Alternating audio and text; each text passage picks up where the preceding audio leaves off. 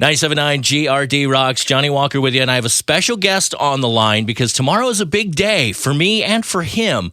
Tomorrow is the release of the 15th Megadeth record, Dystopia. I'm super excited about that, and I'm very fortunate and very honored to have on the phone the mighty Dave Mustaine. How are you doing, man? The mighty, that's awesome. Thank you.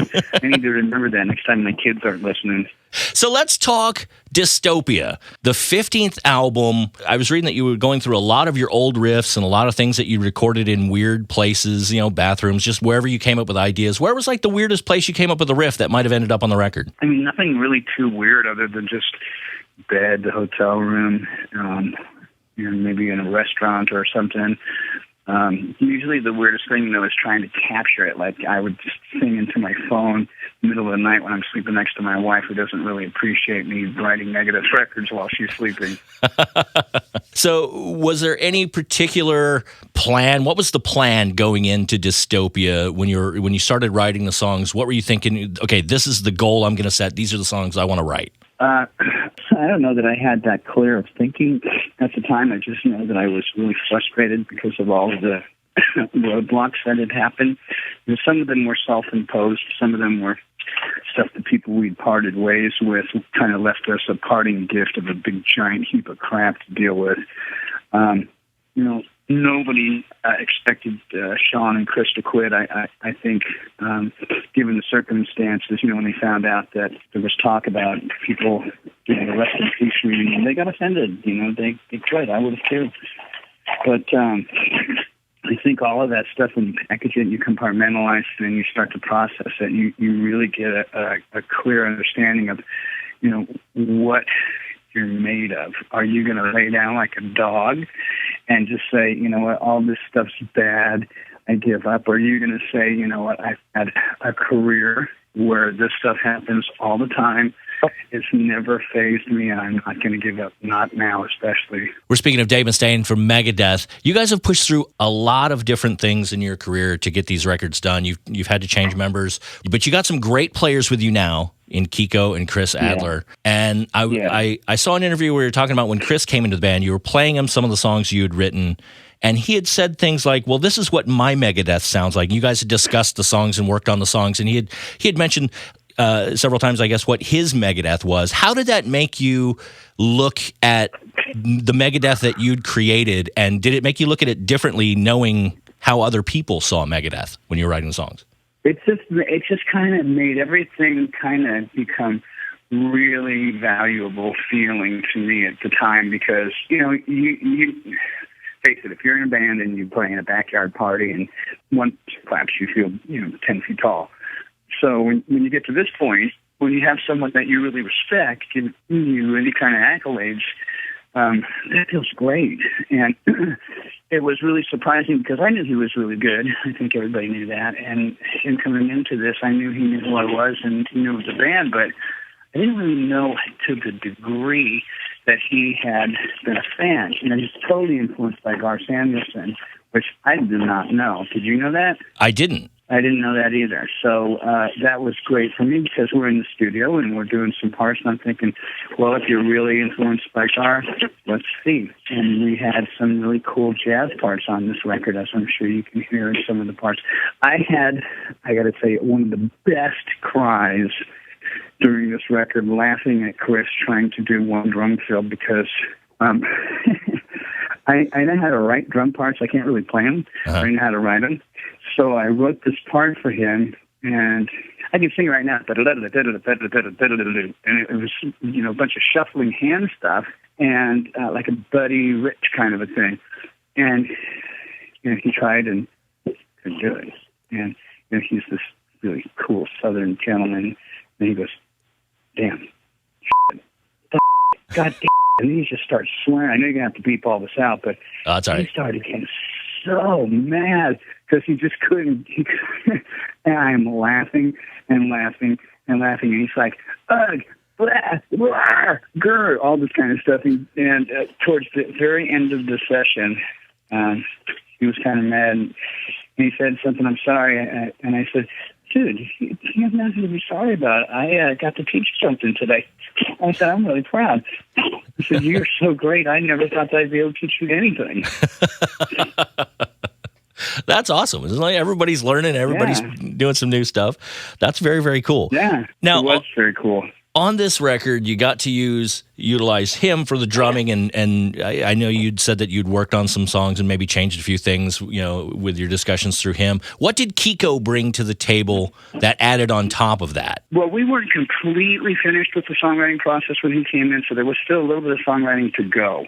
So he did have a little bit of an effect on the last three songs that were on there, one of which was Conquer or Die. I was at my house and phone rang the day I was auditioning him. He hadn't played a note for me yet. I do remember him because he and I had done a photo shoot for a Japanese magazine before. Don't remember the photo shoot. He told me about it, and I remembered it. But anyway, so he's at my house, and he's playing guitar, and I hear him in the background, and I'm like, God, is he amazing. So I hang up the phone, and I said, you know what? We need to do something like a Russian or Spanish Fly, something like Eddie Van Halen would do or something, because he has this crazy thing. I said, like B. I don't know if you know what that is. It's the thing from Randy Rhoads' instrumental for his mom. Yeah. And so that was his thing. And then the second half of that song I kind of embellished on. So he got involved in that, and then he helped with Post-American World, with Me Hate You, and with there's one other song I can't remember he helped a little bit with, but his soloing was effortless. And my approach towards soloing when a dude comes in, it's three ways: your way, our way, my way. And if you're into your solo and it's great, it'll stay like that. If it's kind of, not hitting the mark for me, or not what I'm hearing in my mind's eye, I'll say, hey, let's try this. And if it's just totally not right, we'll try to do what I'm hearing in my mind's eye. And usually we won't get to that point because, you surround yourself with great players like I have. Why would I want to limit their guitar playing to sounding like how I play? I already know how I play. Yeah. I want them to play how they play. Yeah. And he's a crazy player with just crazy dexterity, watching the guy's fingers. Mind-blowing. Yeah. Mind-blowing. Yeah, and he knows so many different styles, too. Classical, Spanish, flamenco, bossa nova, jazz, rock, blues. We were sitting in there, and I was having a problem. I was working on a part. I'm all intent staring at the monitor. You probably saw this in the pledge count. And he goes, hey, I've got an idea for this pledge. And I was like, what? And he goes, you said reggae part. And he starts playing, and I was like, I'm going to kill you. That was funny. And just so you saw it. Yeah. He was just playing some crazy stuff. Yeah, that's the kind of relationship we have. It's just really fun, and it's vibrant, and you can tell that as good as he is so just unassuming and transparent. Very happy with what he's doing. Because he was happy where he was being in Brazil, being with his band. I told him, I said, life's going to change for you, and you know that, don't you? And he goes, yeah, it's okay. He goes, I love what I do. And he's got a beautiful wife and daughter. And I said, no, it's going to change, bud. Your life's going to be 100% different. And it has. And I got the greatest card from him at the end of the year last year for Christmas. And after all was said and done, he kind of had it said, kind of like, thanks for putting up with me. And I'm like, putting up with you, man? You've been just a bright spot in my life right now. And I am so excited for the future with Megadeth. Anybody that hasn't heard you're playing on Dystopia is missing out on a really great guitar talent. Oh, yeah. I saw a video where he was learning like a Russian folk song from some guy that he had posted. It was ridiculous how quickly he picked stuff up. Yeah. What songs are you looking forward to seeing him play? Something from the catalog or something new? What are you looking forward to seeing him play live? Anything. His playing ability, watching him, because he's got such a beautiful spirit, there's just something that's really enjoyable watching him play because he's having a good time. A good person, he's having a good time, and you feel good watching this guy play because, it's just like one of the good guys in life. You just want him to win because he's just one of those good guys. And you mentioned the Pledgemusic campaign you did for this album. Is this something you would do again? Well, the whole concept of Pledge is to help bands that are just starting out, and I think the combination of their willingness and our serendipity and wanting to try something different, we discovered that Pledge can teach an old dog a new trick, and that vice versa, we can show them that there's other ways to use their platform. think that if you look at the way that Pledge was set up, it was great because you got new updated stuff all the time.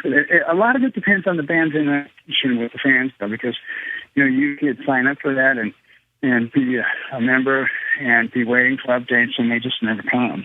Yeah. So a lot of it is contingent on the band. If you notice a band like mine, where we really keep our word and love our fans and show up when we say we're going to show up, that's different.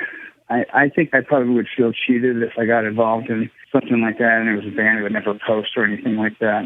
Well, you guys have never been afraid of technology and connecting with your fans. Like you guys had one of the first band websites with Megadeth Arizona way back in the day. Yeah. And yep, that's right. And you've been doing the Periscope thing quite a bit recently. How are you? Not recently. I have done it, but I haven't done it for a while.